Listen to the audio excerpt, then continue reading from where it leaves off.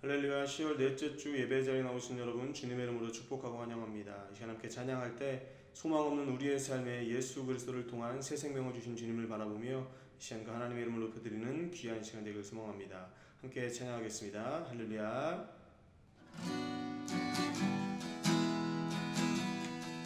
소망 없는 내 삶에 소망 없는 내 삶에 새 생명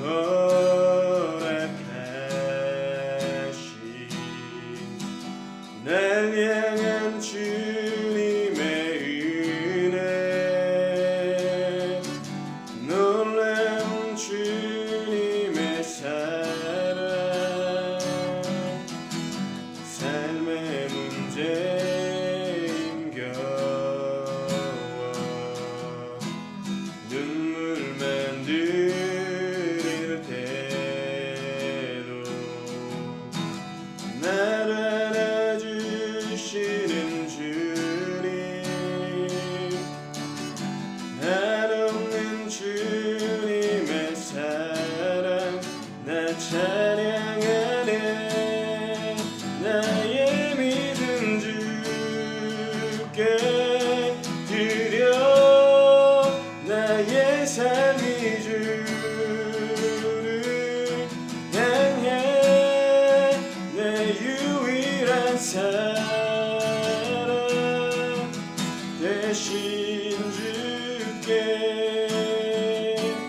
내 삶 드리리 나의 믿음 주께 드려 나의 삶이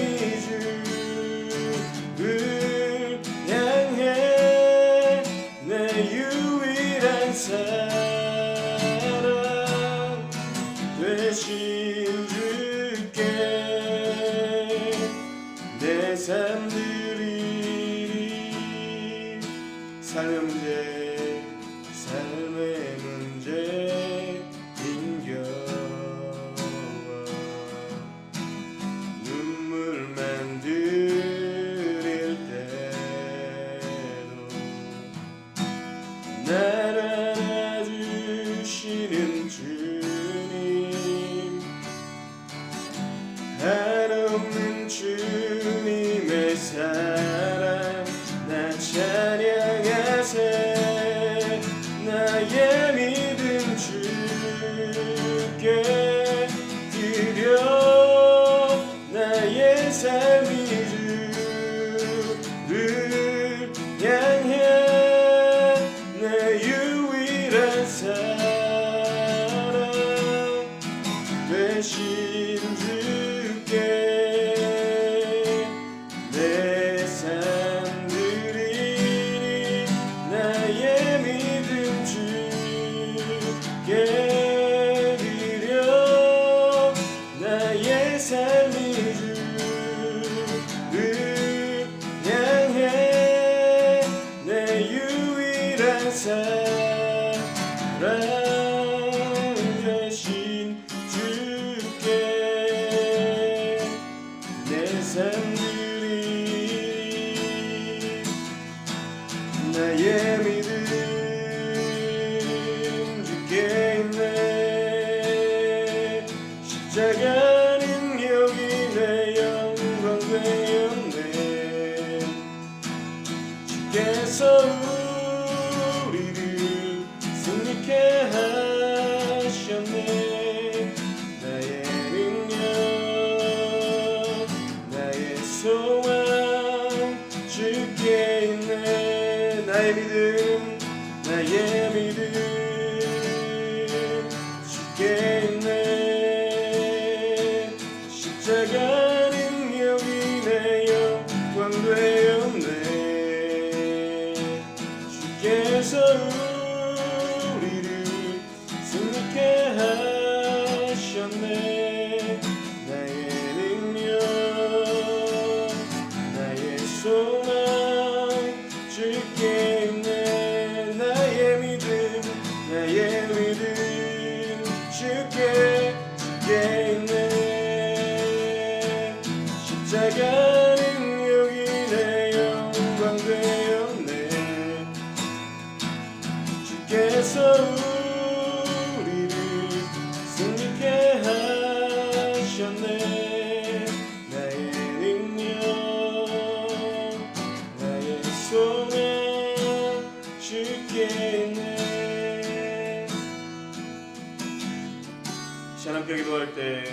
속에 홀로 방황하는 나에게 빛으로 찾아오시어 나의 소망이 되신 주님, 이 시간 빛되신 주님을 따라가길 소망합니다. 오늘도 나를 승리의 길로 인도하여 주시고 주의 말씀 안에서 믿음으로 승리케 하여 주시옵소서. 이 시간 입술로 함께 기도하길 소망합니다. 함께 기도하겠습니다.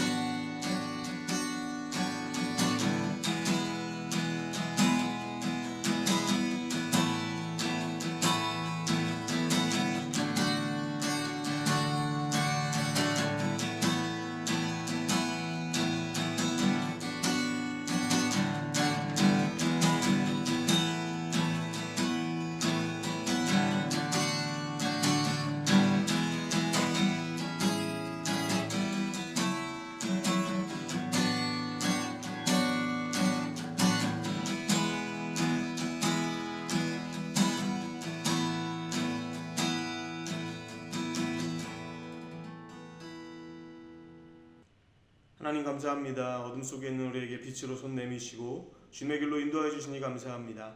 매일의 삶이 부족하여서 주님 앞에 설 수 없는 저희들, 오늘도 말씀의 빛으로 은혜 주셔서 주님 안에 거할 수 있는 귀한 시간으로 우리를 인도하여 주시길 소망합니다.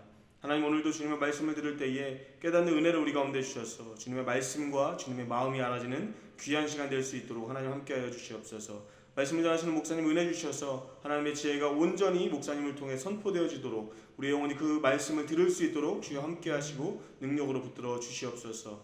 오늘도 모든 영광을 주님께 올려드리길 간절히 소망하며 거룩하신 예수님의 이름으로 기도드렸습니다. 아멘. 오늘 주신 하나님 말씀 사도행전 14장 26절로 27절의 말씀입니다. 거기서 배 타고 안디옥에 이르니 이곳은 두 사도가 이룬 그 일을 위하여 전에 하나님의 은혜에 부탁하던 곳이라. 그들이 이르러 교회를 모아 하나님이 함께 행하신 모든 일과 이방인들에게 믿음의 문을 여신 것을 보고하고. 아멘. 오늘은 성경학교 5번째 시간으로 사도와 교회라는 제목으로 함께 나누고자 합니다. 이제 오늘이 첫 번째 시간부터 마지막 시간이 되는데요. 지금까지 한 달 동안 하나님께서 이루시는 그 어떤 선교의 역사들에 대해서 우리가 한번 쭉 살펴보게 되었습니다. 우리는 지난 시간 예수님이 제자들을 어떻게 훈련하시는지 살펴보았습니다. 예수님의 죽으심은 결정적으로 우리에게 지워져 있었던 죄와 사망의 권세를 깨뜨리셨어요. 예수님의 십자가 부활 사건으로 인해서 그분의 의와 생명이 모든 사람들에게 적용되었습니다. 예수님은 제자들에게 권능을 주셨을 뿐 아니라 선교에 대한 분명한 목적을 위임하셨어요. 제자라는 이름과 사도라는 이름이 함께 섞여 나타나기 시작했습니다. 또한 예수님 당시에는 나타나지 않았던 교회 공동체가 출현하게 되었습니다. 예수님이 승천하신 후 사람들의 관심은 과연 예수님의 제자들을 통하여 하나님의 목적이 성취될 수 있을까라고 하는 것이었습니다. 왜냐하면 예수님의 십자가 사건과 함께 뿔뿔이 흩어졌던 집단이었기 때문에 그렇습니다. 하지만 그것은 쓸데없는 걱정에 불과했죠. 성령의 역사하심 앞에 순종했던 제자들과 사도들로 인하여 여러 민족들의 믿음의 문이 열리기 시작했습니다. 그리고 복음이 이스라엘 민족 안에 갇히지 않고 모든 열방으로 퍼져나가게 된 결정적인 사건이 일어나는데 그것이 사도행전 15장에 나오는 예루살렘 공의회였습니다. 오늘은 세계 기독교 운동이 시작됐던 지점을 살펴보게 될 것입니다. 그리고 오늘날까지 지속되어 내려오는 교회의 이중적인 구조도 발견해 볼 것입니다. 또 전체 도시들의 필요에 대한 구체적인 기도가 어떻게 지역 전체로 복음이 빠르게 진전되는 길을 만드는지 살펴볼 거고요. 마지막으로 평범했던 사람들이 예수님께 배웠던 고난의 전략을 어떻게 선택했는지 보면서 종말의 때에 엄청나게 거대한 모험이 이루어지리라고 하는 성경적인 소망의 근거를 살펴보는 시간을 가지려고 합니다.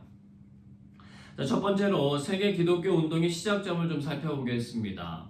가장 먼저 살펴볼 것은 사도들의 순종이에요. 예수님은 분명하게 말씀하셨습니다. 사도행전 1장 8절이죠. 오직 성령이 너에게 임하시면 너희가 권능을 받고 예루살렘과 온 유대와 사마리아와 땅끝까지 이르러 내 증인이 되리라 하시니라. 땅끝, 즉 열방으로 나아가 제자 삼으라는 명령이었습니다. 그렇다면 여러분 생각해 보세요. 예수님의 대위임령에 순종한다는 것이 한두 달 안에 짐을 싸가지고 저 북쪽에 있는 시베리아나 저 남쪽에 있는 아프리카 오지로 가야 한다는 것이라면 그들은 예수님의 마지막 당부의 말씀에 순종하지 않은 것이 됩니다. 그러나 누가가 기록한 사도행전을 통해서 우리는 사도들이 주의 말씀에 순종했다라고 하는 것을 발견할 수가 있습니다. 예수님은 대위임령을 주시기 전 사도들에게 당부한 말씀이 있으셨어요. 그것이 사도행전 1장 4절에 나타나는데요. 사도와 함께 모이사 그들에게 분부하여 이르시되 예루살렘을 떠나지 말고 내게서 들은 바 아버지께서 약속하신 것을 기다리라. 그들은 예수님의 약속대로 기다렸고 성령의 충만함을 입게 되었습니다. 그러면 이제 사도행전 1장 8절의 말씀처럼 세계 곳곳으로 퍼져나가면 되는데 그들은 상당수 오랜 기간 예루살렘에 남아있게 됩니다. 그러나 우리가 간과하지 말아야 할 것이 있다고 스티븐 호돈이라고 하는 사람은 말합니다. 그것은 예루살렘이 그들의 고향이 아니었다는 거예요. 그들은 갈릴리 사람들이었습니다. 그들에게 예루살렘은 세상에서 가장 위험한 곳이었어요. 예수 그리스도를 십자가에서 처형시킨 그 장본인들이 버젓이 살아가고 있는 장소였습니다. 예루살렘에 머물라는 예수님의 말씀이 없으셨다면 그들은 자기들이 살던 집인 갈릴리로 돌아가 버렸을 거예요. 하지만 그들은 분명하게 예수님의 명령을 따랐다는 것입니다. 그들은 예루살렘을 떠나지 않았습니다. 그들은 예루살렘에 거주함으로 굉장한 용기와 믿음을 보여주었어요. 다락방에서 기도하다가 성령의 임재를 경험했을 때 그들은 즉시로 공개 석상으로 나가서 주님의 복음을 증거하기 시작했습니다. 여러분 그것은요 자신들의 목숨을 거는 행위였습니다. 예수님의 제자들은 예루살렘 공의회 핍박이 일어났을 때조차 흩어지지 않고 예루살렘을 지켰어요. 왜냐하면 아직 예루살렘에서 그들이 해야 할 증거를 완수하지 않았기 때문이었습니다. 가장 위험하지만 반대로 가장 전략적으로 중요했던 예루살렘을 떠나지 말아야 했어요. 그것이 성령님이 원하시는 일이었습니다. 그들은 그곳에 남아 체포되고 굴욕당하고 비난받으며 여러 차례 옥에 갇혀 매를 맞기도 해야 했습니다. 그럼에도 불구하고 그들은 멈추지 않았어요. 마침내 야고보 사도는 그곳에서 죽임당하기까지 했습니다. 그런데도요 그들은 예루살렘을 벗어나 도망치지 않고 예루살렘에 머물렀다는 것입니다. 베드로도 체포되어 죽을 뻔했지만 사도행전 12장에 보면 천사가 나타나 그를 옥에서 빼주었다는 거예요. 여러분 예수님의 제자들은 고집스러울 정도로 성령님 앞에 순종했던 사람들이었다는 것입니다. 물론 그렇다고 해서 사도들이 예루살렘에만 진을 치고 머물러 있었던 것만은 아니에요. 사도행전 8장과 11장에 보면 유대와 갈릴리와 사마리아 전역에 교회가 생겨났다고 하는 이야기가 들리자 즉각적으로 그들은 행동해서 그것을 확인했고 축복하며 후원해 주었다는 거예요. 사도행전 8장 14절로 16절의 말씀입니다. 예루살렘에 있는 사도들이 사마리아도 하나님의 말씀을 받았다함을 듣고 베드로와 요한을 보내매 그들이 내려가서 그들을 위하여 성령 받기를 기도하니 이는 아직 한 사람에게도 성령 내리신 일이 없고 오직 주 예수의 이름으로 세례만 받을 뿐이더라. 사도행전 9장 31절 말씀입니다. 온 유대와 갈릴리와 사마리아 교회가 평안하여 든든히 서가고 주를 경외함과 성령의 위로로 진행하여 수가 더 많아지니라. 여러분 사도들은요 예루살렘을 중심으로 했지만 사방으로 두루다니며 주의 복음을 증거하고 세워진 교회들을 더욱 강건케 하는 역할을 능히 감당했습니다. 그러던 중 성령께서는 베드로에게 새로운 일을 진행시키세요. 이방인 백부장이었던 고넬료의 집으로 보내시는 일이었습니다. 그곳에서 베드로는 이방인이었던 고넬료가 자기 문화와 결별하지 않아도 예수님을 따르고 믿을 수 있게 됨을 보게 된 것입니다. 그때의 안디옥에도 수많은 사람들이 예수님을 믿게 되었다는 소식을 들은 예루살렘 교회는 곧바로 행동을 취합니다. 사도행전 11장 22절로 23절에 보니까 예루살렘 교회가 이 사람들의 소문을 듣고 바나바를 안디옥까지 보내니 그가 이르러 하나님의 은혜를 보고 기뻐하여 모든 사람에게 굳건한 마음으로 주와 함께 머물러 있으라 권하니. 그러면서 그는 사울을 찾아 함께 사역하면서 안디옥 교회를 그리스도인이라고 칭함받는 아주 아름다운 교회로 견고하게 세워갑니다. 이런 모든 일련의 작업들이 맞춰졌을 때 비로소 예루살렘에서 시작되었던 복음의 운동이 전 세계적인 운동으로 바뀌어지게 되는 전환점이 생겨요. 바로 사도행전 15장에 기록된 예루살렘 공의회였습니다.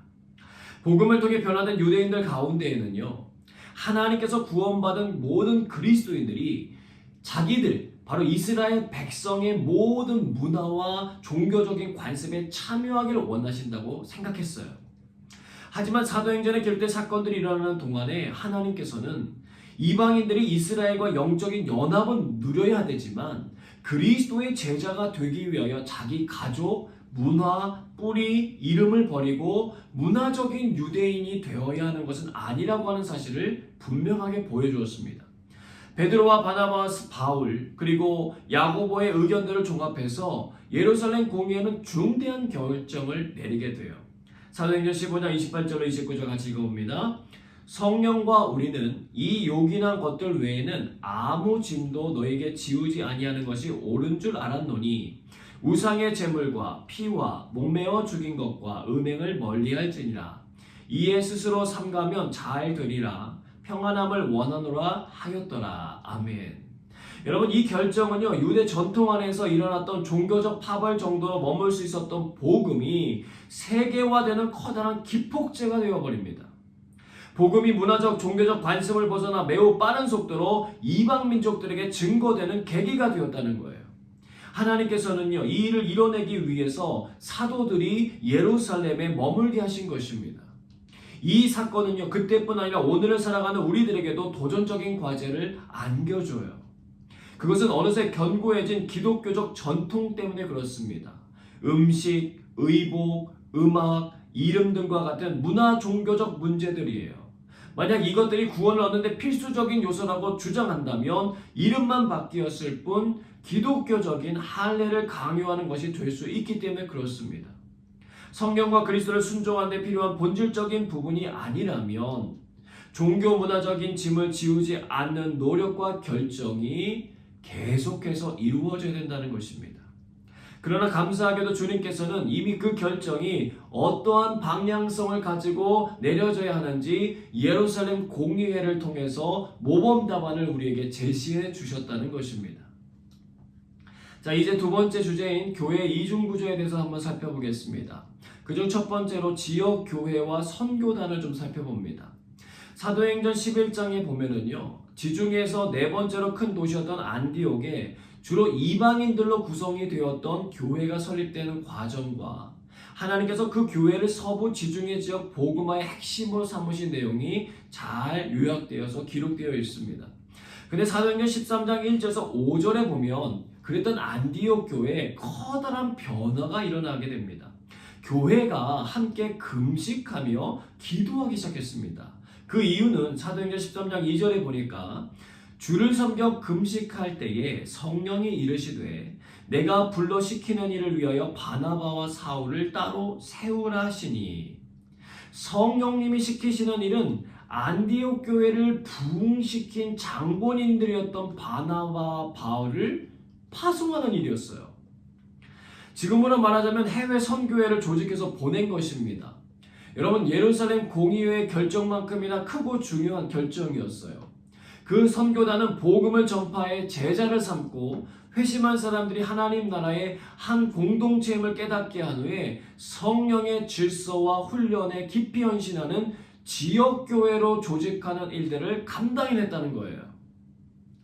지역교회와 기동성 있는 선교단의 긴밀한 관계를 확립하려고 하는 이 바울의 열망을 인상적으로 보여주는 신뢰가 로마서 서신 가운데 나타납니다.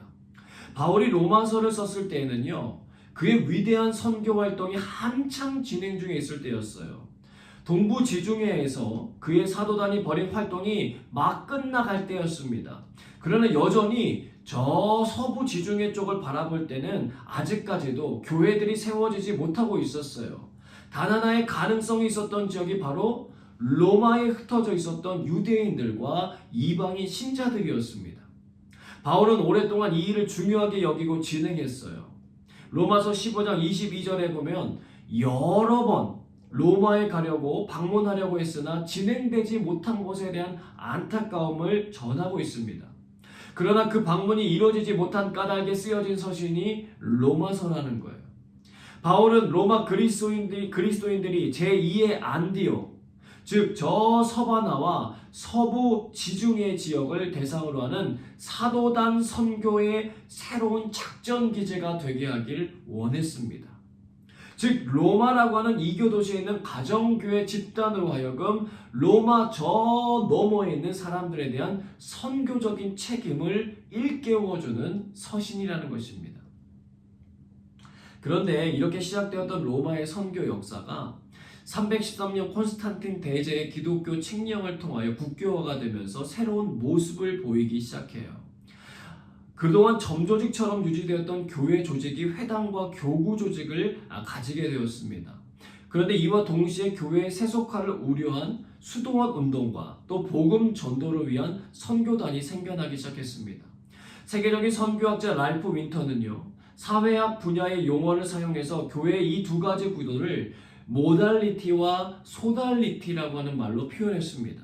이것은 서로 보완적이고 상호 신뢰와 이해 그리고 협력을 바탕으로 하나님의 영광을 위하여 선교를 감당해야 한다고 강조하고 있어요. 사도 바울이 초기에 보여줬던 선교 전략이 보다 더 큰 그림이 되어서 나타난 것입니다. 모달리티라고 하는 것은 일반적으로 교회를 말하는 거예요. 교회는 공식적인 조직을 가지고 있고요. 지역이나 인종 그리고 계층 상관없이 예수 그리스도를 주와 그리스도로 고백하는 모든 이들이 가입해서 함께 활동할 수 있는 곳입니다. 반면 소달리티는 선교단체로 특별한 목적을 가지고 있다는 거예요.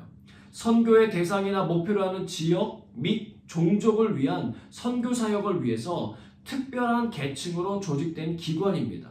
즉 제한이 있는 조직 공동체라고 하는 거예요. 소달리티 회원이 되려면 모달리티 회원이 되어야 되는 것은 기본이고 또 한 번 헌신을 더 해야 하는 제2의 결단을 해야만 했다는 것입니다. 여러분 안디옥 교회는요 단순히 바울을 파송한 것이 아니라 완전하게 떠나보냈습니다. 독립적인 개체로 풀어줬다는 거예요. 바울은 안디옥 교회에 선교복을 할 수 있었지만 안디옥 교회에서 지시를 받지는 않았습니다. 이처럼 바울 선교단은 소달리티의 개념을 가진 순회 교회로서 모든 자율성과 권위를 부여받았다는 거예요. 그런데 이런 소달리티의 개념이 로마 시대에 접어들면서 새로운 모습을 드러내게 되는데 그것이 바로 수도원 운동이었습니다. 많은 개신교 사람들은요, 흔히 수도사들은 세상에서 도피한 사람들이라고 생각하는 경향이 있는데 꼭 그렇게만 생각할 필요는 없다는 거예요. 한 침례교 선교사의 글은 이렇게 소개합니다. 베네딕트 수도의 규칙과 그 규칙에서 파생된 많은 규율은 들판의 육체 노동을 포함한 모든 노동에 존엄성을 부여하는 데 도움이 됐을 것입니다. 이는 육체 노동은 노예가 할 일이라고 생각하는 귀족들의 신념과 현저한 대조를 이룹니다. 땅을 개간하고 농사법을 개량하는데 또 수도원의 공헌이 매우 컸습니다. 수도원은 질서 정연하고 정돈된 생활의 중심지였고 수도사들은 새로운 길을 만들거나 보수하는 책임을 맡았습니다. 11세기 소도시들이 출현하기까지 그들은 공업과 상업에서 선구자 역할을 했습니다. 토양 개량을 위해 이회토 비료를 최초로 개발해 사용한 것도 그들이었습니다. 이상의 글처럼 수도회가 가져온 복음 사역을 위한 긍정적인 부분들이 있다는 거예요. 또 페레그리니, 방랑 수도사라고 하는 것들이 존재했는데 이들 켈트족 수도사 선교사들은요 앵글로색슨족을 개종시키도록 로마에서 파송되었던 어거스틴 선교단보다 훨씬 더 많은 복음 사역을 감당했다라고 역사가 증거하고 있습니다. 즉 하나님은 두 가지의 날개를 통해서 주의 복음 사역을 더욱더 활발하게 퍼져나갈 수 있도록 인도해 주셨다는 거예요. 이것은 오늘날 모달리티에 해당하는 우리 교회가 누구와 협력해야 되는지를 잘 보여주고 있어요. 바로 소달리티에 해당하는 선교단체와 협력하는 일입니다. 이것은 초대교회 때부터 전해져 내려온 하나님의 선교 스타일이라고 하는 거예요. 복음의 진보를 위해서 하나님께서 허락해 주신 두 기관의 의미와 가치를 서로 인정해주며 지지하고 협력하는 관계가 되어야 하는 것입니다. 교회는 소달리티 조직인 선교회의 자율성과 권위를 존중해 주어야 돼요. 교회는 전문 선교기관이 아니고 선교단체는요, 교회가 아닌 거예요. 그러나 하나님께서는 복음 사역이 효율적으로 증거되기 위해 두 개의 기관을 모두 다 사용하고 계심을 우리들이 인정하면서 각자의 주어진 영역에서 최선을 다하는 것이 중요하다는 것입니다. 마지막으로 우리가 함께 살펴보고자 하는 것은 사도를 통하여 그렇게 복음 선교 사역을 진행시키실 때 드러나게 된 일들이에요. 바울은 교회를 개척하는 곳마다 고난을 당했습니다. 바울은 빌립보에서도요, 로마 시민이라고 하는 자신의 신분을 밝히지 않고 의도적으로 매를 맞았어요. 목적이 있었기 때문이었습니다. 그는 빌립보 교회에다 이렇게 권면합니다. 빌립보서 1장 29절과 30절을 보니까 그리스도를 위하여 너희에게 은혜를 주신 것은 다만 그를 믿을 뿐 아니라 또한 그를 위하여 고난도 받게 하려 하심이라. 너희에게도 그와 같은 싸움이 있으니 너희가 내 안에서 본 바요 이제도 내 안에서 듣는 바니라. 바울은 빌립보에 세운 교회가 폭풍과도 같은 적대감 속에서 담대히 서야 한다는 것을 분명히 알았어요. 그래서 자신의 삶을 통하여 미리 어떻게 대처해야 되는지를 보여준 것입니다. 고난과 희생은요, 반역과 악을 극복하는 하나님의 방법인 거예요. 하나님께서는요, 죄와 악이 가득한 세상에 예수 그리스도의 십자가 고난과 희생을 통하여 의와 생명의 길을 극명하게 드러내 주셨습니다. 예수님과 같이 순교자들이 두려움 없이 죽음을 맞이하는 모습을 보여줄 때 두려움으로 통제하던 사단의 능력이 깨어졌다라고 하는 것을 많은 사람들이 보게 된 것입니다. 이 고난의 전략은 21세기에 접어들었다고 해서 변한 것 아니에요. 여전히 이 문제는 세계 곳곳에서 지금도 진행 중에 있습니다. 만약 우리의 삶에 그런 생의 위협과 같은 핍박이 없다면 아이고 다행이다 그러면서 지낼 것이 아니라 오늘날도 세계 다른 곳에서 그런 핍박을 받으면서도 주의 복음을 증거하려고 하는 이들의 삶을 돕기 위하여 우리가 할 수 있는 방법을 찾아야 합니다. 격려와 후원을 해줘야 되고 무엇보다도 그들을 위해서 기도해 주는 것이 필요하다는 것입니다. 하나님의 밀수꾼이라고 하는 책을 저술한 브라더 앤드류는요, 현재 이란 땅에 해당하는 곳에서 고난받는 하나님의 백성을 위해 기도했던 느헤미야의 예를 사용해서 이 기도의 과정을 설명해 줍니다. 느헤미야는 현재 이란으로 알려진 땅에서 조그만 유대 소수 집단에 속해 살고 있었어요. 높은 지위와 신분을 지녔지만 그들의 친척과 동족들은 아주 어려운 상황 속에 살고 있었습니다. 그는 예루살렘의 절망적인 상황에 대한 소식을 듣고는 여러 날 동안 주저앉아서 울었어요. 그리고 가만히 주저앉은 것이 아니라 금식하면서 하나님 앞에 나아가 기도했습니다. 그는 하나님께서 하신 약속을 상기시켜요. 그것은 하나님의 이름을 공개적으로 예배하도록 온 세상에서 하나님의 백성을 모으시겠다고 하는 약속이었습니다. 또 백성과 자신을 동일화했어요. 그는 상당히 안락한 지위에 있었습니다. 백성들이 겪는 문제 역시 느헤미야 때문에 일어난 것도 아니었어요. 하지만 그는 그 백성들의 공경에 자신의 책임이 있는 것처럼 기도했다는 것입니다. 그리고 마침내 결정해요. 주여, 왕의 앞에서 은혜를 잊게 하옵소서. 자기 생명을 걸고 이교도 왕에게 예루살렘과 유대 백성을 위하여 간청했다라고 하는 것입니다. 이런 느헤미야의 기도 방식은요, 우리들에게 중요한 도전 과제를 안겨줍니다. 첫째로, 우리는 우리 자신만을 위해서만 기도하는가? 아니면 하나님의 언약이 백성들에게 성취되기 위하여 기도하고 있는가?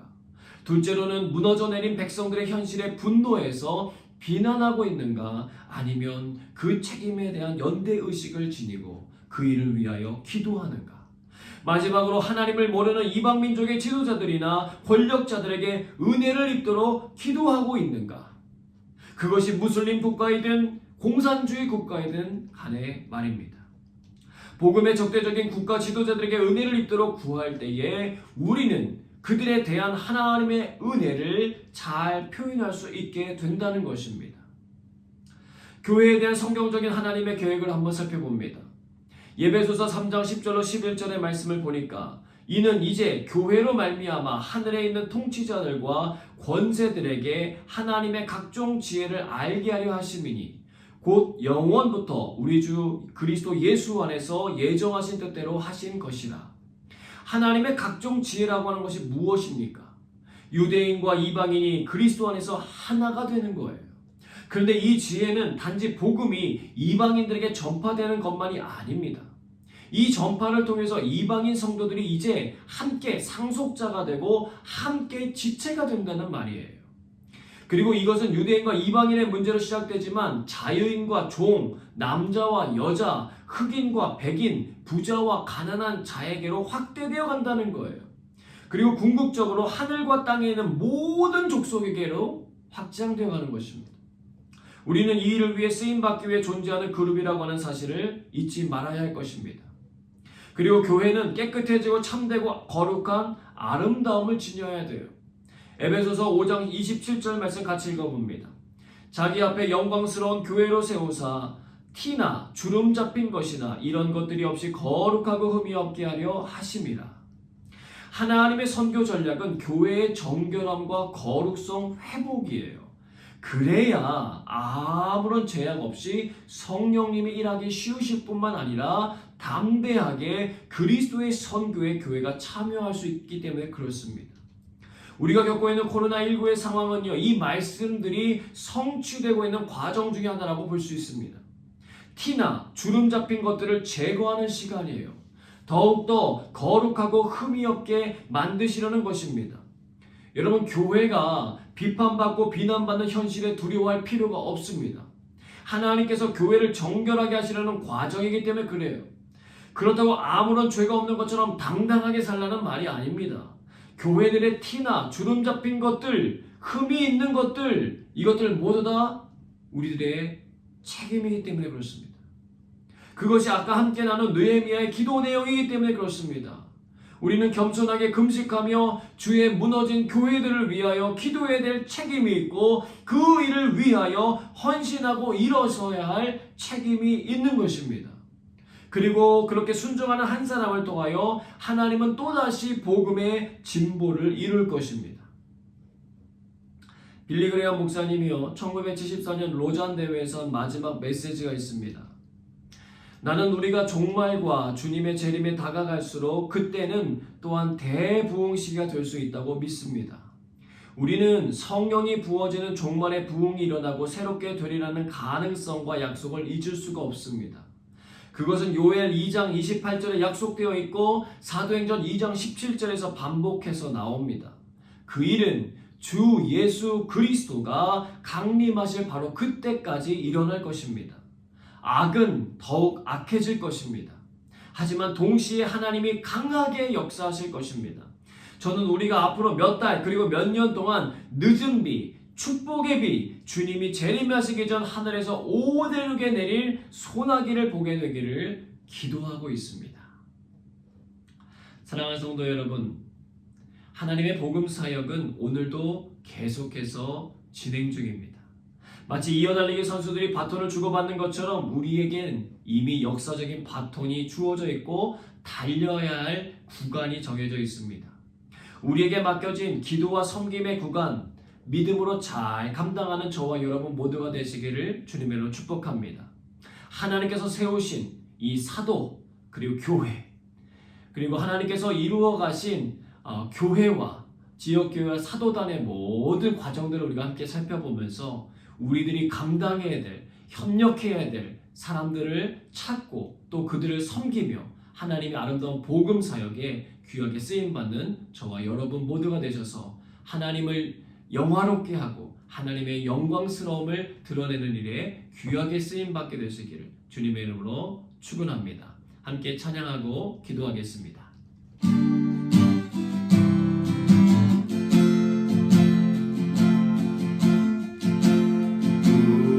우리는 주의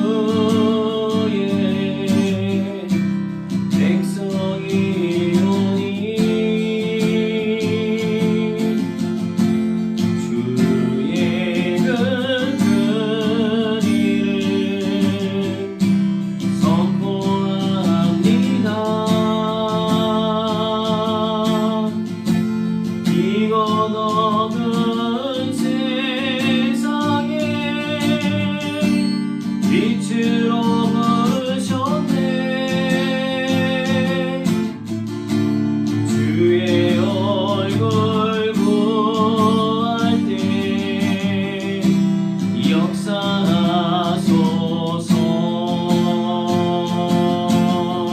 교회를 세우시고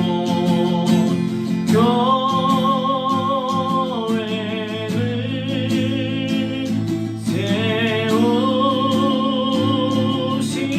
세우시고 이 땅 고쳐주소서.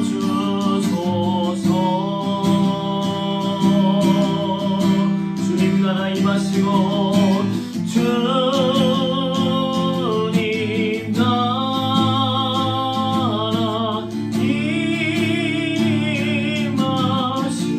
임하시고 주는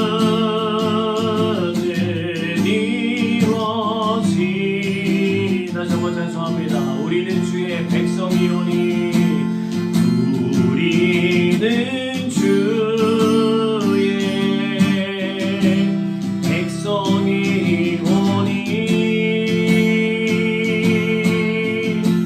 주의 그 큰 일을 선포합니다. 이것 얻은 세상에 빛으로 부르셨네. 주의 얼굴 구할 때 역사하소서. 교회를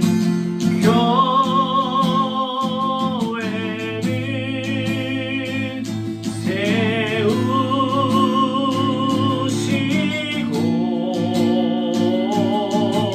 이 땅 고쳐주소서. 주님 나라 임하시고 주님 나라 임하시고 주는 이루어지다.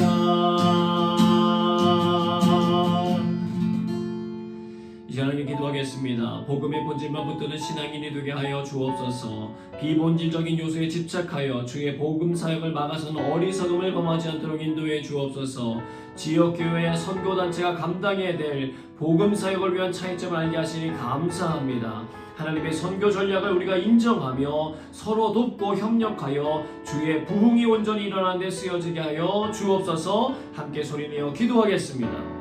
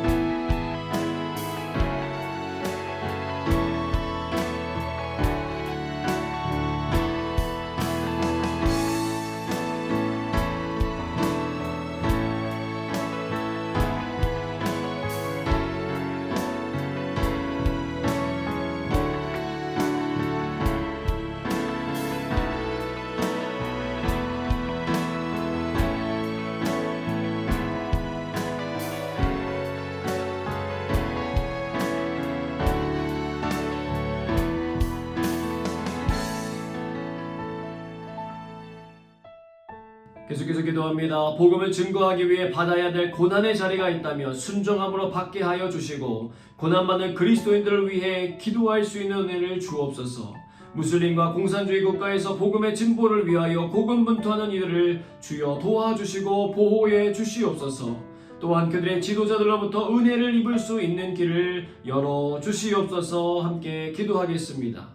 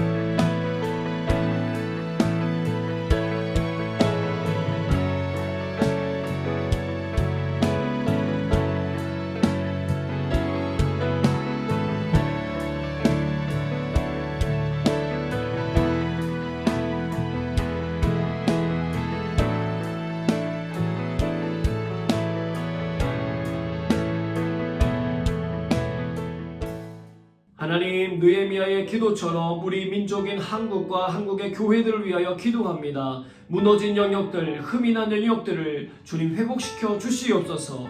거룩함과 정결함을 회복시켜 주시옵소서. 주의 복음 사역을 위하여 하나님과의 첫사랑을 회복하게 하여 주옵소서.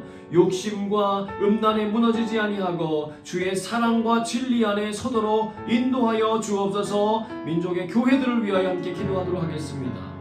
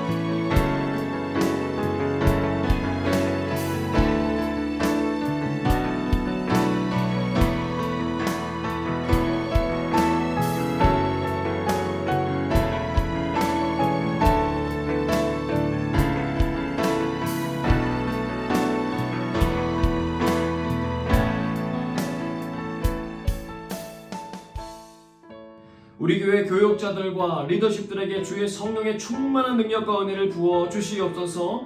주님이 기뻐하시는 교회로 잘 세워가게 하여 주옵소서. 복음을 위하여 우리가 감당해야 될 영역들을 지혜롭게 잘 이루게 하여 주옵소서. 인도네시아 하름저교회 핸드릭 선교사님 가정, 말레이시아 황성호 선교사님 가정, 스리랑카 하웅어 선교사님 가정, 필리핀의 안정윤 선교사님 가정들을 주님께서 붙들어 주시고 각 지역마다 주의 복음이 세워지는데 귀한 축복의 통로들 될 수 있도록 주님 인도하여 주옵소서. 함께 기도하겠습니다.